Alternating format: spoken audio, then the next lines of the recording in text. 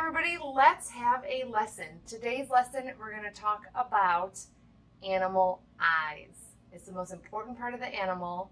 I'm going to start with, that's the first thing I'm going to paint on this painting. I do like to start with eyes because if I don't do the eyes well, then I know I have to start over. So might as well get it done quickly. So I'm making a bear because a bear reminds me of my youngest son, Tommy.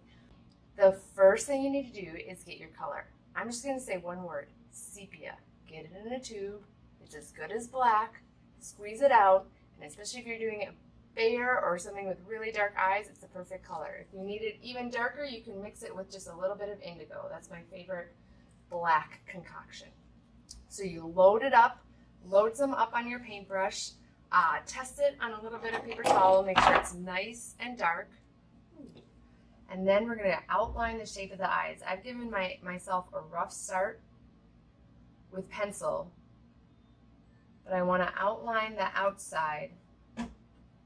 And the most important part of doing an eye is making sure you have a highlight. We don't like to add it in afterward with some white acrylic paint. That is totally cheating.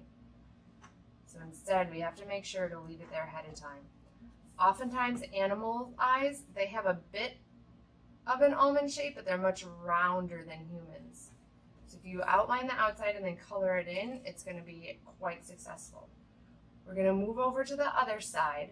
I still have a lot of paint on my brush. And when I'm doing the other side, I want to make sure that it's in line with this one. So I'm going to go over here and make sure that little part of the eye lines up with the previous one. That's very important. They don't have to be perfectly the same, but they do have to line up or they're going to look super wonky. So again, as we're going through, I outline it and then I make sure that I leave that light highlight in there. Color it in. I still have all that color in my paintbrush and it's good.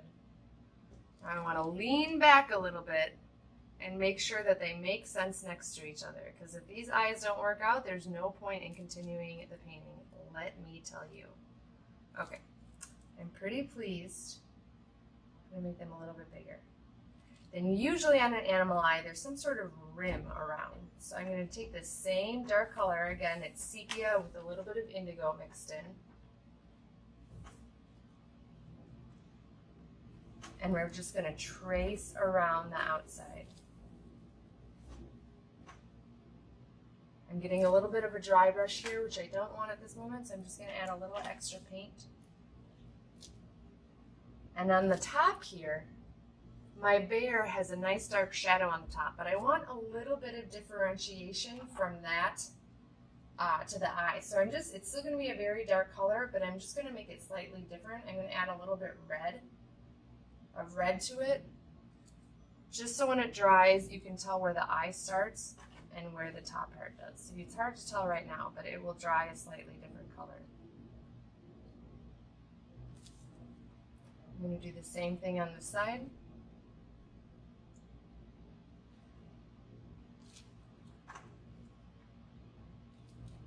I'm just basically going to color it in. It's always nice when you're doing detail work to trace the outside with a very narrow brush and then think of it as you're just coloring in once you've got that outside line.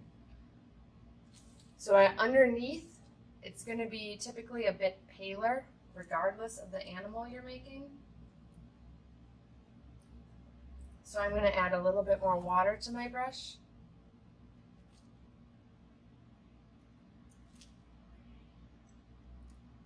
And kind of trace that general shape. I like to, when I look at my source material, I like to kind of squint my eyes and see what general shapes I can make out. Detail you can add at the very end, but you want a good idea of the general shapes of what you're making and do a wash in that shape. So I have these deep U shapes. So I'm extending out from that detail eye. There we go. There we go. Look, pretty nice eyes. This will probably dry lighter than I like, so I'll probably go in with a second pass if it dries to lighter gray to make it look as black as it is when it's still wet. But once you have those eyes, everything else, I tell you, everything else falls into place. We just rough in. Whoops, that's not black. We just rough in a little nose. He has a little shadow here. I'll be roughing in everything else. Rough in the nose right here in a nice black.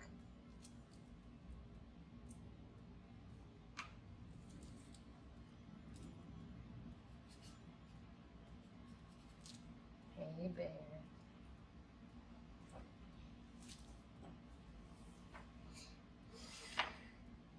Right now he looks a little bit like a raccoon.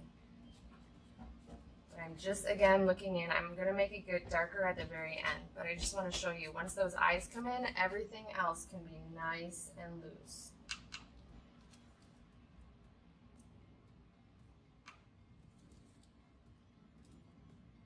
There, does that start looking like a bear or does that look more like a raccoon?